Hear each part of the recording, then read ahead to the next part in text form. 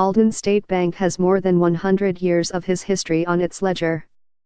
Richard D. Coble has been there for more than 40 of them.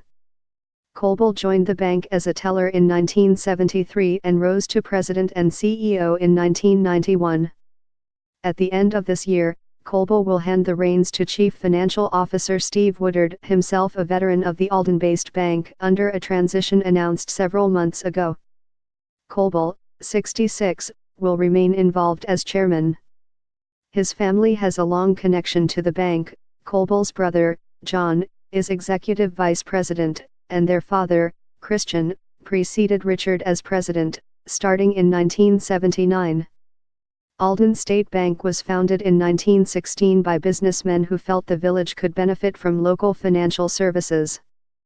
The bank has endured a century's worth of ups and downs in the economy and stayed independent while many other small institutions were acquired by bigger partners.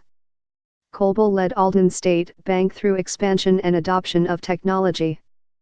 As of June 30, the bank had $319 million in assets and ranked 7th in deposit market share in the Buffalo-Niagara region, according to the Federal Deposit Insurance Corp.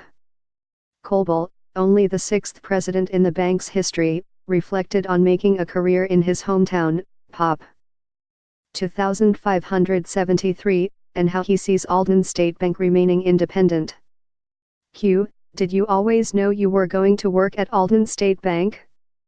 A. I really liked the idea of coming back to Alden to live after graduating from Hamilton College. I always had a strong tie here. My family's here and I always joke, I am just an old Aldnite. My brothers and I all live in town. Alden State Bank's headquarters and main branch on Broadway in Alden. Matt Glynn / Buffalo News. Q. What appealed to you about making a career here? A. I was very close to my dad. We spent a lot of time together, doing things like cutting firewood and talking. He always talked about how much he enjoyed the lifestyle of a small town and being able to work in a small town. He had a great deal of influence on me. Frankly, a small, rural town is a wonderful place to raise a family. It's not necessarily the easiest place to be 22 years old, looking for a social life. But it's a great place to run a business. It's a great place to have a family. Q. What was it like to follow in your father's footsteps as bank president? A. It was imposing. He had done so well. The bank was in excellent shape. In fact, I remember him telling me as he left, now, the bank has never been in better shape than it is now. It's up to you to keep it that way.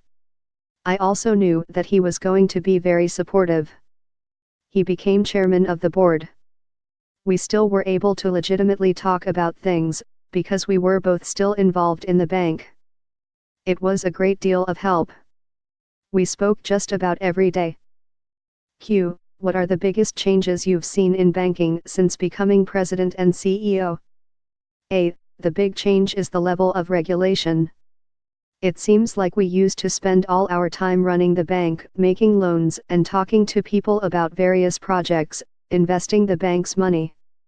Now we spend more and more time complying with government regulations.